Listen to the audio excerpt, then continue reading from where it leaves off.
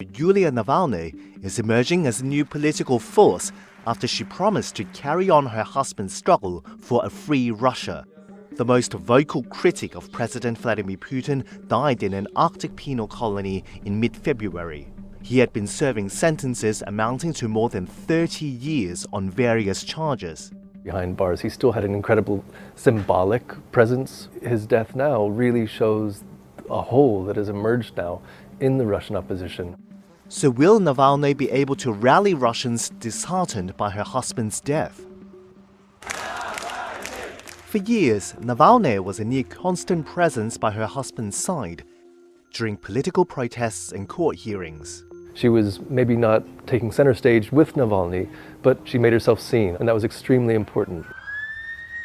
When Navalny was poisoned with a nerve agent in 2020, it was his wife who pushed for clearance to fly him to Germany for life-saving treatment. When he returned to Russia months later, she was with him until the moment police detained Navalny at the airport. Now, with her husband dead and millions of Russians grieving across the country, Yulia Navalnaya is calling on them to stand with her against President Vladimir Putin. Убив Алексея, Путин убил половину меня, половину моего сердца и половину моей души. Но у меня осталась вторая половина, и она подсказывает мне, что я не имею права сдаваться.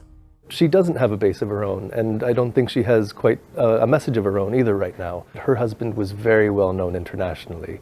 I think the very force of his character will continue with her, perhaps more easily than in other cases.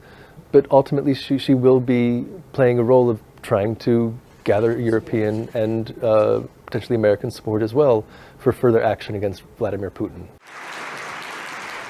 The role Navalnaya could play inside Russia is less clear, as most of the country's opposition figures are either dead, in prison, or scattered abroad in exile.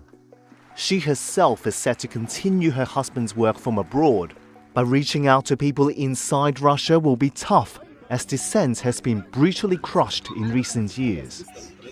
Even bringing flowers to honor Navalny can lead to detention. Было страшно сюда идти, потому что в сети куча видео, где задерживают людей, вот даже сирены. Вот.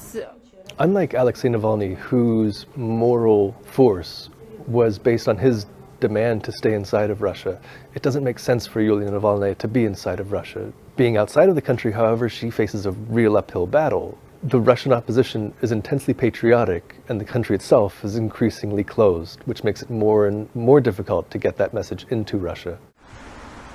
Almost a week after Alexei Navalny's death, his mother finally saw her son's body. Я хочу, чтобы и у вас, кому Алексей дорог, для кого его смерть стала личной трагедией, была возможность с ним проститься. But she says officials refuse to release his body unless she agrees to a secret funeral. The Kremlin has always been afraid of him being a martyr in one way or another, and being a rallying point in death or in illness or in whatever of the opposition. The Kremlin dismissed allegations by Navalny